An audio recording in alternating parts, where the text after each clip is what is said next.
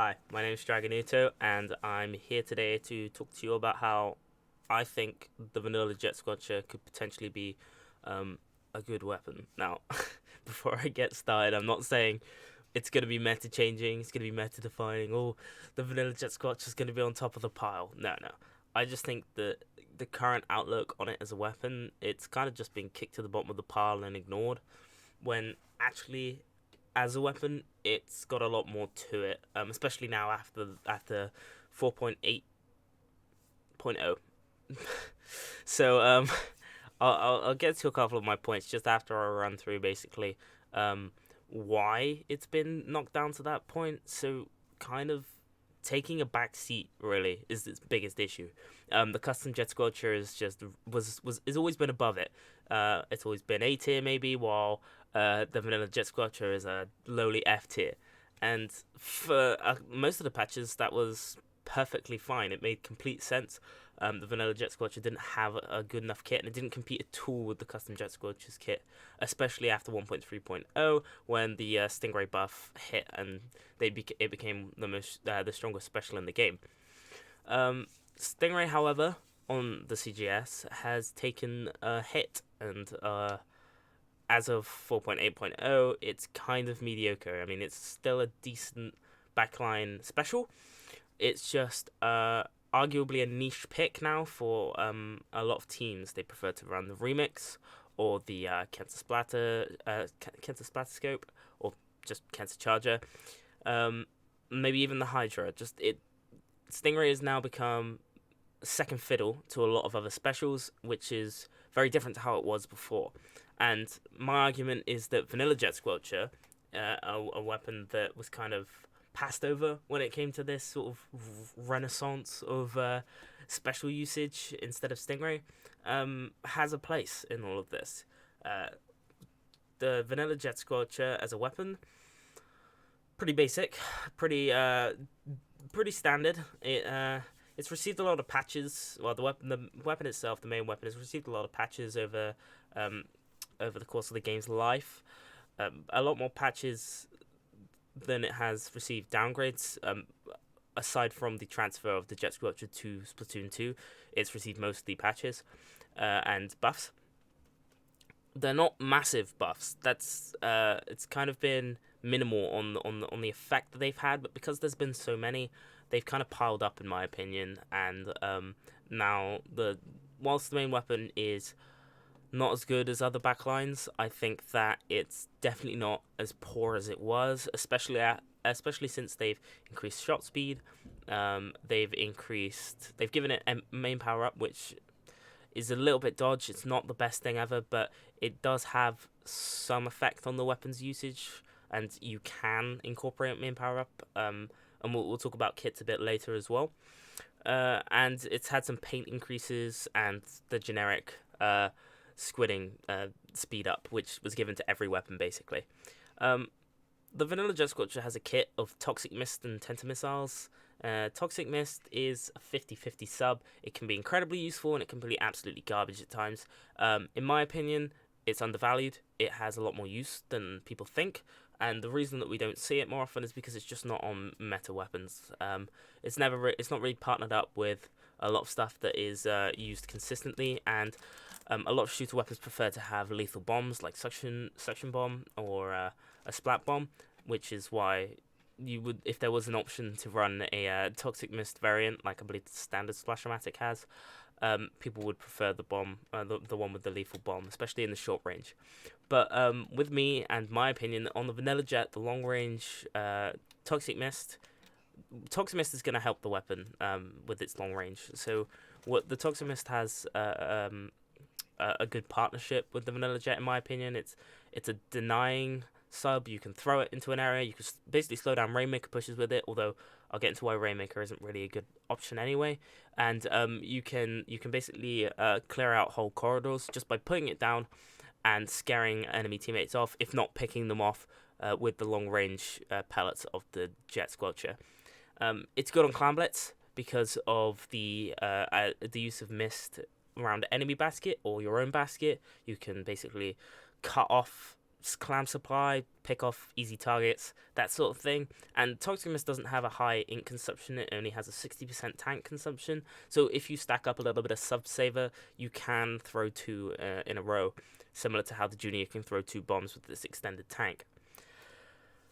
Moving on to the more important thing about its kit, the special, the Tenta missiles on the Vanilla Jet Squelcher. The Tenta missiles on the Vanilla Jet Squelcher are they're good. They're honestly, in my opinion, one of the best specials in the game. And now, people will argue with me. It's not an entirely popular opinion to say that, but in my personal opinion and tournament experience, I've seen a lot of Tenta missile use, and it might be just because the Tenta missile special is on a lot of meta weapons, so you see it on the case shot or other various weapons that are similar to it, and honestly, I think that it can provide the pressure, it can provide the amount of pushing potential that you need with a weapon that's going to be playing support, in this case the Vanilla Jet Squelcher, and it does a great job at threatening the tower and painting the zone. Now, the Tenta missiles, like I said, they've received constant buffs. They've not really received much in the way of decreases or patches to make the weapon worse, or the special worse, in fact. And I think that's indicative of a special that used to be underpowered. But it's been incrementally increased to a point where, in my opinion, it's better than most specials in the game. At this point, it's better than Stingray. It has more universal usage than Stingray. I'm not saying Stingray's bad. Stingray has, again, like I said, its niche picks. But the Tenta missiles are universally a lot better now, in my personal opinion. So let's just bring it back around to why I think that the Jet Squelcher is good. It's this combination of Toxic Mist, Tenta missiles, and a main weapon that is a lot better than it used to be, and honestly the whole kit has just slowly received buff after buff after buff throughout all of the patches, and it's still kind of just sneezed at and looked at and said, oh, but it's worse than the custom Jet Squelcher. And I'm not saying that it's better than the custom Jet Squelcher before anybody tells me they think that that I'm insane for saying the custom Jet Squelcher is worse than the Vanilla Jet Squelcher.